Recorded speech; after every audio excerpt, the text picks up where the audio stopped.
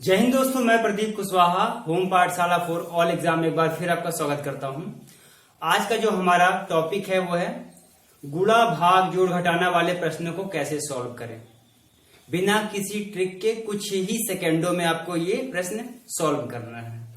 तो सबसे पहले हम स्क्रीन में एक प्रश्न देखते हैं जिसमें लिखा हुआ है एक छात्र को एक संख्या को 6 से विभाजित करने और उसके भागफल में 12 जोड़ने को कहा गया है, किंतु छात्र ने पहले 12 जोड़ दिया और बाद में प्राप्त संख्या को 6 से विभाजित किया। तदनुसार उत्तर 112 प्राप्त हुआ, अतः सही उत्तर क्या होना चाहिए। मतलब एक छात्र को जो कहा जाता है उसने उसका उल्टा कर दिया है। तो सबसे पहले सॉल्व करने के लिए आप वीडियो पॉज कर दीजिए और सॉल्व कीजिए और आंसर कमेंट में दीजिए यदि आप कर सकते हैं तो। इसके बाद चलिए हम देखते हैं, सॉल्व करते हैं। एक छात्र को एक संख्या, आपको संख्या नहीं पता है तो आपने मान लिया कि वह संख्या क्या है, x है। 6 से विभाजित करना है तो बटे आपने 6 कर दिया और उसके भागफल में 12 जोड़ने को कहा गया। तो ये जो संख्या है ये आई है, ये भागफल है। मतलब आप डिवाइड करेंगे x को 6 से डिवाइड करेंगे तो भागफल प्राप्त होगा। तो मतलब इसी में आपको जोड़ना है, यही है भागफल। भागफल में 12 जोड़ने को कहा गया तो आपने कितना जोड़ा, 12 जोड़ दिया। इसके बाद लेकिन क्या हुआ, किंतु छात्र ने पहले 12 जोड़ दिया। अब दूसरे स्टेप, मान लीजिए एक समीकरण ये हमारा आ गया है। दूसरा क्या है, पहले छात्र ने पहले 12 जोड़ दिया तो आपने लिखा यहां पे x प्लस 12 जोड़ दिया और बाद में प्राप्त संख्या को 6 से विभाजित किया और टोटल जो संख्या प्राप्त हुई है उसे 6 से डिवाइड कर दिया। तो आपको क्या मिला, 112 प्राप्त हुआ। आपने यहां पे लिखा 112। फिर हम इसका तिर्यक गुणा यहां पे करेंगे, है ना। तो आप तिर्यक गुणा करोगे तो 6 दूनी 12, 6 एकम 6, हां से लिख जुड़ाएगा 7 हो जाएगा और 6 एकम 6। और यहां पे लिखा हुआ है x प्लस 12। 12 का पक्षांतर उस तरफ हो जाएगा 672 माइनस 12। तो x बराबर यहां x बचेगा और ये हो जाएगा यहां पे 672 माइनस 12। 672 में आप 12 घटाएंगे तो 660 आ जाएगा। तो x हमारे पास, x की वैल्यू आ गई यहां पे, देखिए x की वैल्यू हमारे पास आ गई 660।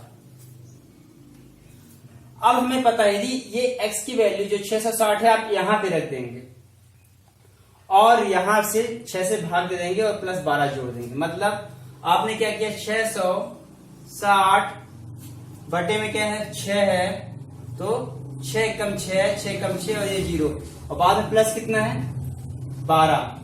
मतलब आप 110 में 12 जोड़ देते हैं तो 122।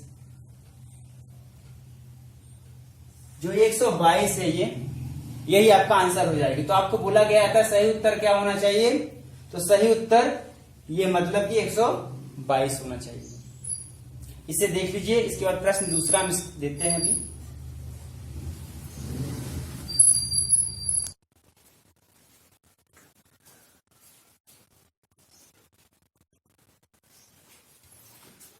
प्रश्न चाहे कितना भी बड़ा हो आपको घबराना नहीं है। प्रश्न पढ़ के प्रश्न के अनुसार उसे हल करना प्रारंभ करेंगे तो आंसर जरूर हो जाएगा और बहुत जल्दी। इसमें एक प्रश्न दूसरा दिया है, 5A7 में 335 जोड़ने का परिणाम 8B2 प्राप्त होता है। 8B2 संख्या 3 से विभाज्य है, तदनुसार a का अधिकतम मान क्या होगा। आपको ऑप्शन में A, B, C, D 3 option दिए हुए हैं, 8, 2, 1, 4।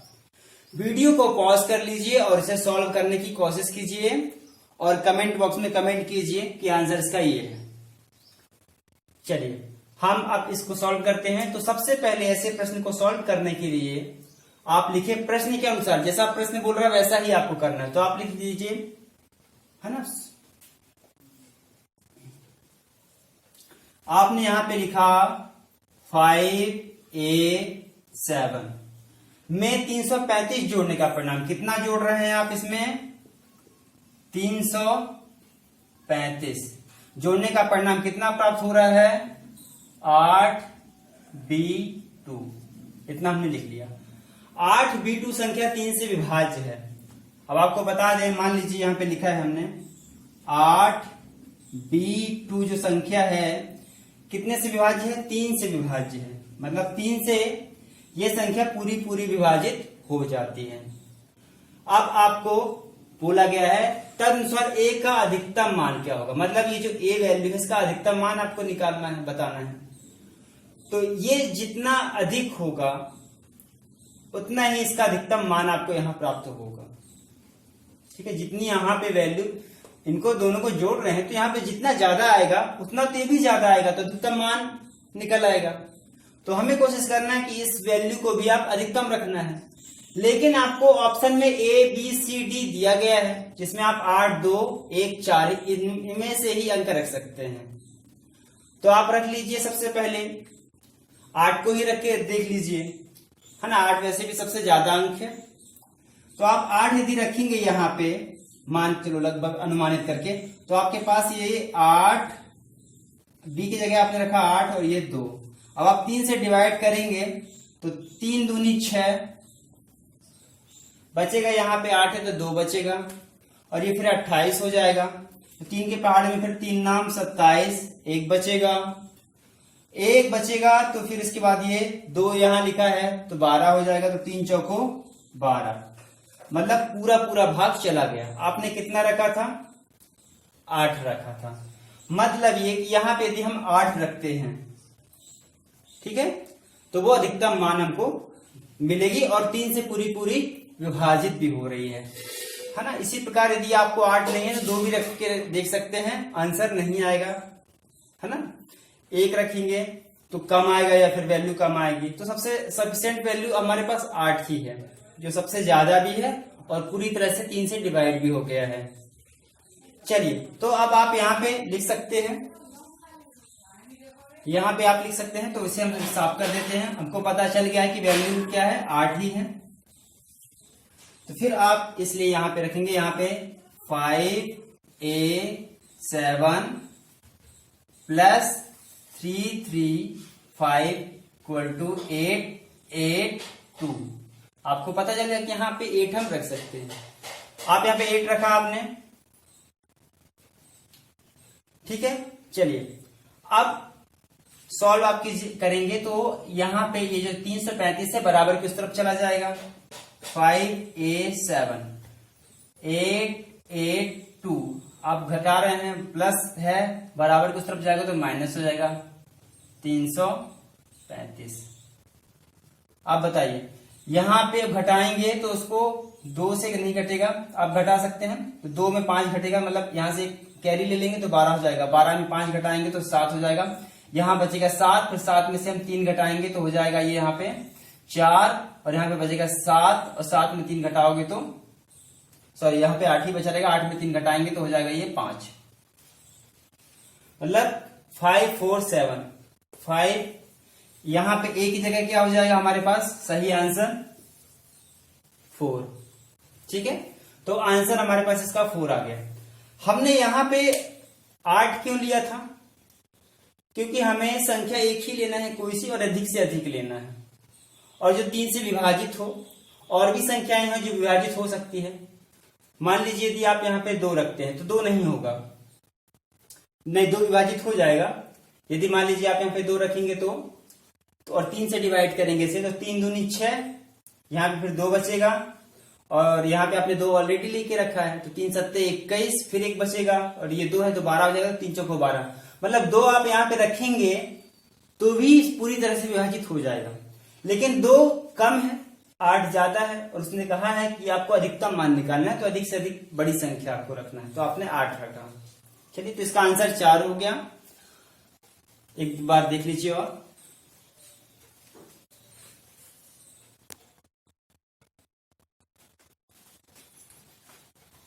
प्रश्न तीसरा देख लीजिए। इसमें लिखा हुआ है तीन धनात्मक संख्याओं में पहली और दूसरी का गुणनफल 42 तथा दूसरी और तीसरी का गुणनफल 56 और तीसरी तथा पहली का गुणनफल 48 है, तब तीसरी संख्या क्या होगी? तो आपको इसमें तीन धनात्मक संख्याएं नहीं पता है, तो आप तीन धनात्मक संख्याएं मान लीजिए ए, बी और ये सी। हमारे पास तीन धनात्मक संख्याएं हैं। सबसे पहले यदि आप सॉल्व कर सकते हैं तो वीडियो पॉज करके सॉल्व कर लीजिए और आंसर कमेंट बॉक्स में दे दीजिए। चलिए आगे चलते हैं। तो आपने तीन धनात्मक संख्याएं मान लिया है, ए, बी, सी। इसके बाद बोला गया है कि पहली और दूसरी का गुणनफल, मतलब ए गुणित बी कितना दिया है आपको? 42। और दूसरी और तीसरी मतलब बी और सी, मतलब बी गुणित सी आपको दिया गया है कितना? 56। और तीसरी तथा पहली, तीसरी मतलब सी गुणित ए कितना दिया गया है? 48।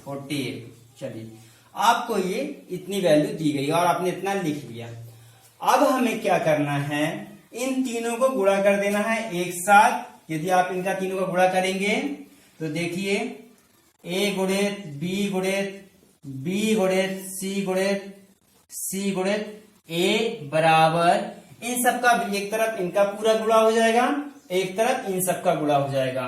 तो आप यहां लिख लेंगे 42 गुणित 56 गुणित 48। अब देखिए ए यहां पे कितने बार है? 2 बार है, बी 2 बार है और सी भी 2 बार है। तो आप यहां लिख सकते हैं, फिर क्या लिख सकते हैं? ए स्क्वायर बी स्क्वायर सी स्क्वायर। इसको आप तोड़ लेंगे छोटे भागों में, है ना, 2 भागों में बांट लीजिए।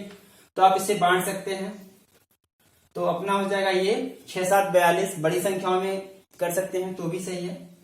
6 गुणित 7, 6 7 42, 7 गुणित 8, 7 गुणित 8, 7 8 56 और ये 48 है।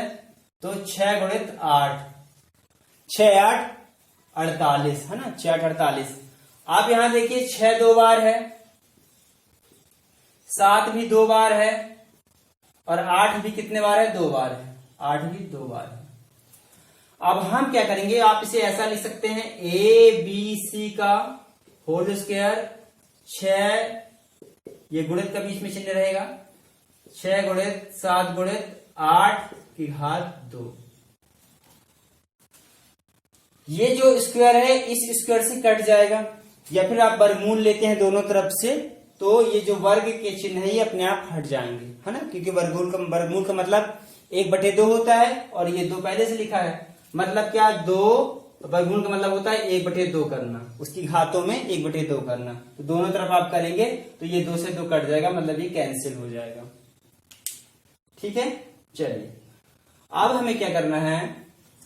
एबीसी की वैल्यू हमारे पास आ गई है कितनी? 6 गुणित 7 गुणित 8। हमें क्या निकालना है? तीसरी संख्या निकालना है, मतलब सी का मान निकालना है। तो आप क्या करेंगे? इस पूरे एबीसी में एबी का भाग दे दीजिए। तो एबीसी में यदि आप किसका भाग दे देते हैं? एबी का भाग दे देते हैं, तो एबी से एबी कट जाएगा और क्या बचेगा हमारे पास? सी। तो सी की वैल्यू आ जाएगी। तो आप क्या लिखेंगे यहाँ पे? 6 गुणित 7 गुणित 8 जो एबीसी का मान है, और बटे में एबी की वैल्यू आपको पता है कितनी है? 42। ये 42। तो देखिए 6 एकम 6, 6 7 42 और ये 7 से 7 एकम 7 ही कट गया। हमारे पास कितना बचा? 8। मतलब तब तीसरी संख्या क्या हो जाएगी हमारे पास? 8, और यही आंसर हो जाएगा। एक बार प्रश्न और देख लीजिए, और प्रश्न चौथा हम स्क्रीन पे आपको सॉल्व करने के लिए देते हैं।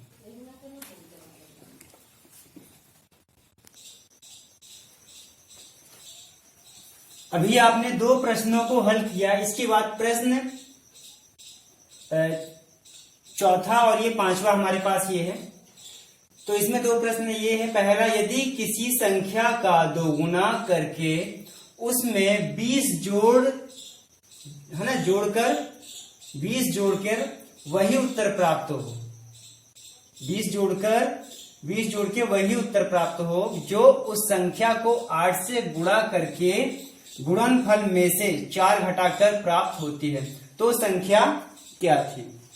वहां पे लिखा है जोड़ कर, ठीक है, जोड़कर वही उत्तर प्राप्त होता है जो संख्या को 8 से गुणा करके गुणनफल में से 4 घटाकर प्राप्त होता है। तो संख्या क्या थी? आपको ऑप्शन दिए गए हैं, आपको इस प्रश्न को सॉल्व करके कमेंट बॉक्स में कमेंट करना है कि answer A B C D क्या है।